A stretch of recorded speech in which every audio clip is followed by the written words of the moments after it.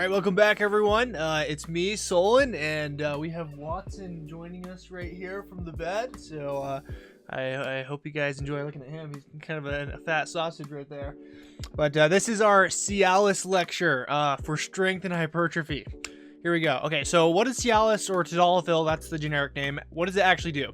So it's a vasodilator. This means, like, if you can take a look at the diagram we have in the bottom right of the screen, it's a vasodilator, meaning it expands the blood vessels, and what this does is it decreases blood pressure and increases blood flow. And it's a PDE5 inhibitor, which works by blocking the enzyme phosphodiesterase type 5, which increases cyclic, I'm slaughtering these, I'm so sorry, guanosine monophosphate levels, leading to improved blood flow to specific tissues. So that's basically what it does.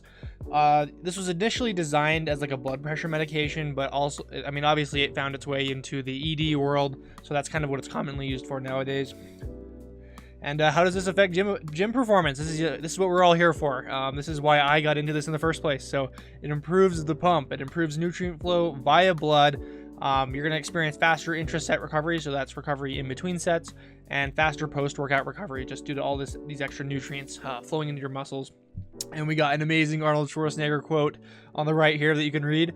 All right, so we have a couple supporting studies. So the first one is covering Tadalafil, which is Cialis, and they basically found this improved lean body mass, and this is without any kind of like training prescribed to the people participating in the studies. This is like basically they just gave them Tadalafil for 2 months and then measured their lean body mass along with a bunch of other things, and they found that there was a significant increase in lean body mass. And then we also have this other one, which was done with Viagra or Sildenafil. They're both PDE5 inhibitors, so they basically do the same thing. They just kind of have different half-lives. I know Viagra is a bit it has a bit shorter half-life. It's 4 hours versus 17.5 for Cialis. And they basically found that it improved rep count on a knee flexion machine, which I can show you guys later, and it also improved muscle protein synthesis. So if we go here, this is the first study with Tadalafil, and you can check out the graphs here. I'll leave a link in the description to both of these studies, and you can check these out. But you can see that the lean body mass did increase significantly. I think the average was like about 0.6 pounds of increased lean body mass over the course of the study, 2 months, which is pretty insane for doing like literally no exercise, or at least no controlled exercise. So you can imagine that it might have a more drastic impact if you like coupled this with a real training routine. And we can take a look at the Sildenafil study. This is so if we take a look at this particular graph right here, this compares the successful repetitions on the knee flexion machine. This is what they used. I'm sure many of you guys have seen this in like an Eddie Hall video, or a lot of really strong guys like to go test their strength. And this is basically the piece of equipment that they use this. The Sildenafil group, they got almost 150% of their original repetitions performed on this knee flexion machine on the first measurement day. And this one was a shorter study. This one was only over 8 days. So quite a significant improvement over 8 days. And they were also not really doing any kind of prescribed workout routine. It was basically they just tested it on day 0 and tested it again on day 8. So very surprising. All right, so basically let's look at the one difference basically between Cialis and Viagra. This is basically going to be the half-life, 17.5 hours for Cialis and 4 hours versus Viagra. And the dosages for Cialis are going to be about 2.5 to 5 milligrams for a daily dose. I'm doing 2.5 milligrams and 1 to 2 hours prior to a workout. If you're doing Viagra, you're typically going to do about a 5 times greater dose. So this correlates to like 12.5 to 15 milligrams for a daily dose. Although I would generally recommend the Cialis because it has a longer half-life, and so you're going to see these effects. And let's cover the side effects here of the Cialis medication. So there's practically going to be nothing at 2.5 milligrams. There's a lot of 40-year-old dudes that are running around taking like 20 milligrams before intercourse, and obviously you're going to see a lot more side effects from this kind of thing. just because it's such a higher dose. But at 2.5 milligrams, you're going to see almost nothing, and what you do see is going to just be a symptom of like low blood pressure, so like potential facial flushing, lightheadedness, headaches, and other associated low blood pressure issues. And you know, these medications are very safe and well tested because everyone takes it. And how could you get some? I know you guys have been wondering this. It's actually very easy. So you can visit the Amazon pharmacy online. So you can it's just a $14 visit. And it's a text only visit. You actually have to pay more to do a video visit, and I know no one wants to do that. So, you know, this is a very cheap option. You can just fill out their survey, and if you say you have ED, you'll probably get prescribed this, okay? I'm not saying that's what I did, but yeah. Okay, and GoodRx.com has some insane coupons. Like, it honestly blew my mind. I like literally got my first bottle for $3. It was shocking. And so I recommend that to you guys if you're doing this route as well.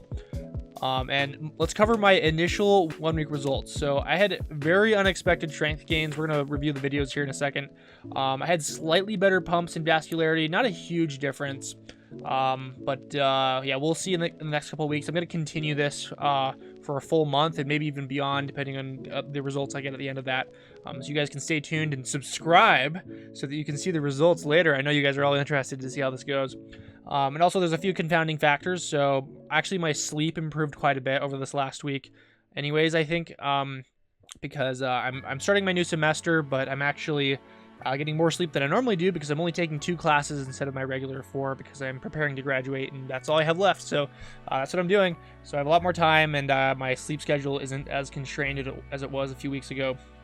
And also diet changes.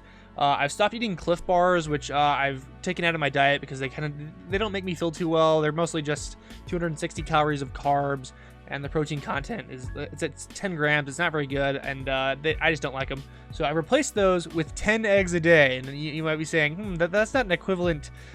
Those calories aren't equivalent. 10 eggs is like 700 calories and 60 grams of protein. But you see, your boy here is trying to bulk, and we got to hit that 405 bench. So we're doing what we need to do.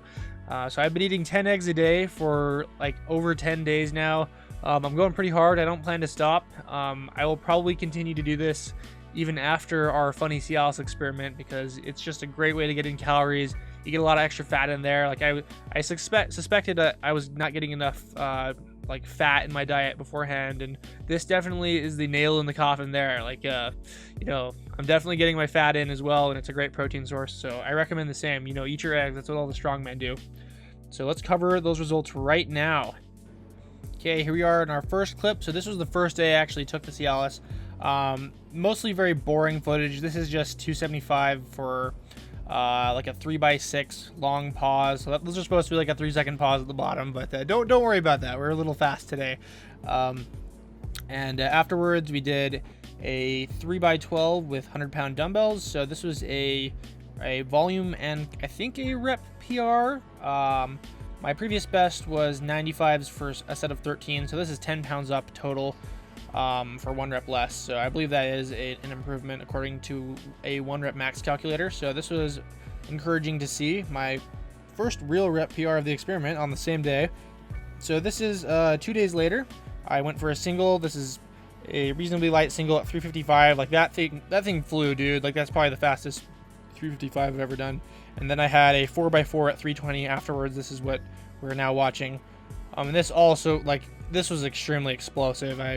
This was a volume and weight PR, I think, for this workout. So very impressive. And then this is 3 days later. So I did a 3x6 at 315.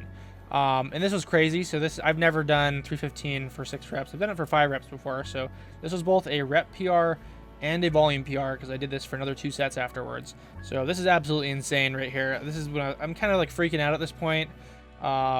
Yeah, huge bench PRs already on this program. And this is even crazier. So this was yesterday.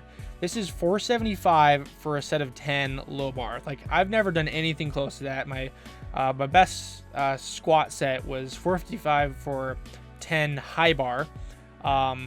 And that was about 4 weeks ago. And so I wanted to see where my low bar was nowadays after a couple weeks of training. And lo and behold, we get 475 for 10. I was not expecting to get this, and especially not expecting to be as easy as it was. Like if you take a look at that last rep, that was so easy. I probably could have grinded out like 1 or 2 more reps.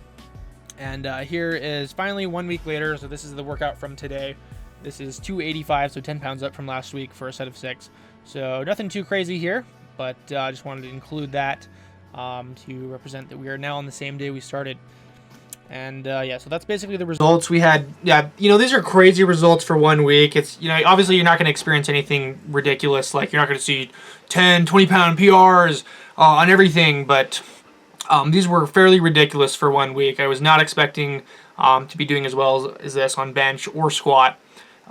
So I'm very excited to see what's going to happen in the next couple weeks. I plan to peak my bench 3 weeks from now, so we'll be going for a 1 rep max very soon here. So please subscribe if you want to see that. It's going to be very entertaining to see what I get. I think I have 395 in the bag. My current max is 385, but 405 might be on the table, and if not, certainly about 14 to 15 weeks from now it will be. So I'm very excited to finally get that done, especially if I can push up a couple pounds.